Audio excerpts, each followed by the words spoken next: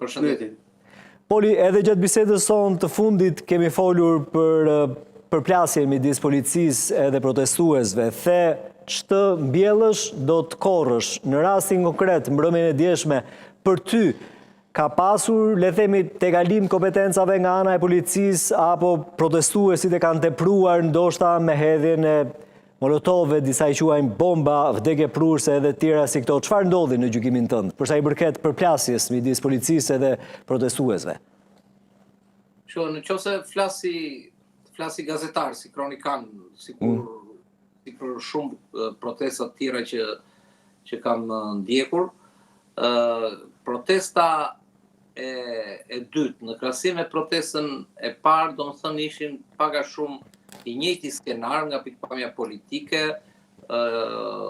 fjalimi i zotit ato fjalimet e tjera, fjalimi i zotit Berisha me të njëjtën kartolinë, duket e menduar mirë për të qenë për faqet e mediave ndërkombëtare, Berisha me flamur edhe në sfond flak edhe fishek zjarr. Kurse për çështjen e përplasjes. Po, te përplasja, sepse tek mesazhi i Berishës edhe te fronti opozitar do të flasim pak më vonë.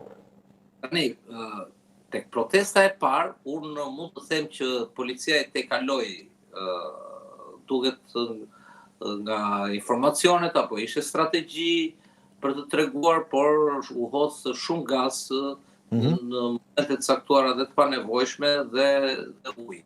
Kurse tek protesta e djeshme, nëse bëjmë një analizë konkrete e lajmit, pasi mbaroi fjalimi i zotit Berisha, gjithçka ishte një lloj si protesta e parë, njerëz po të shikoni të qetë, vetuar në xhepa, edhe kur hodhën molotovë, domethënë të dyja këto protesta ose pak a shumë gjitha protestat e zotit Berisha nuk kanë zemërim popullor.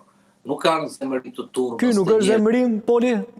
Ja, një grup me 10-15 adoleshentë të rinj që janë të njëjtët, të cilët përdorin një strategji të caktuar, rrethohen me parulla, po t'i vëshre, rrethohen njëri tjetrin me parulla që mos identifikohen nga policia, pastaj dhe me maska të lëvizin. Dhe çfarë ndodhi? Ditën e djeshme pse u duk dhe në fakt ishte edhe më keq se herën e parë. Sepse policia u kap në befasi, do të thosha unë, pasi kur shkon te parlamenti duket sikur s'kishte asnjë lloj sinjali për agravim, që nga mënyra si rinin njerëzit, turma, të qetë. Shiko, kur ka situata, kur mobilizohet policia e tjerë, duket ka provokime, kundër provokime, reagime e tjerë. Por çfarë ndodhi? Ndodhi që papritur ky grupi i të rinjve apo i adoleshentëve, papritur filloi dhe hodhi një sasi të madhe, do të thosha molotovësh, të cilat madje domethënë dogjën edhe vetë turmën, sepse ishte, si them unë, ishte skenar, ishte diçka, ishte plan. Nuk është se policia për shembull i priste apo dhe vetë njerëzit nuk i prisnin. Prandaj kemi dhe policë të djegur, po kemi edhe çizmen e zonjës Vokshi të djegur. Pra ishte sforcuar, po thoni, Poli? Ishte organizuar, mo e sforcuar. Në qoftë se nuk ishte spontane. Qartë. Nuk ishte spontane.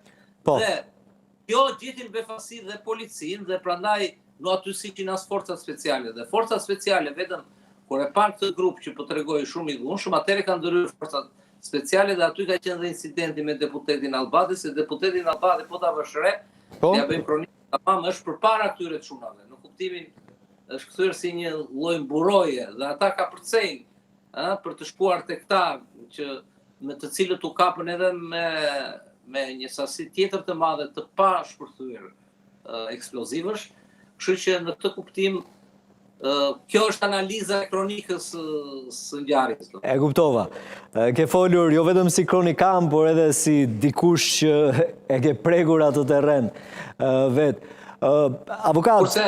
Kurse ja dhe fjalitja Lenardit, kurse nga pikpamja pastaj e kësaj qyteti proporcionit ashpërsisë së policisë të kësaj, të dy protagonistët, Edi Rama dhe Sali Berisha, në të dy krahët që i shkëmbejnë me njëri tjetrin, njëri brenda në kryeministri, tjetri jashtë dhe Ana Sjelltas, e kanë ngritur stekën, Shqipërisë ja kanë ngritur stekën aq lart sa që neve këto na duket si fllate pranvere, domethënë, dhe molotovët e protestuesit, po dhe reagimi i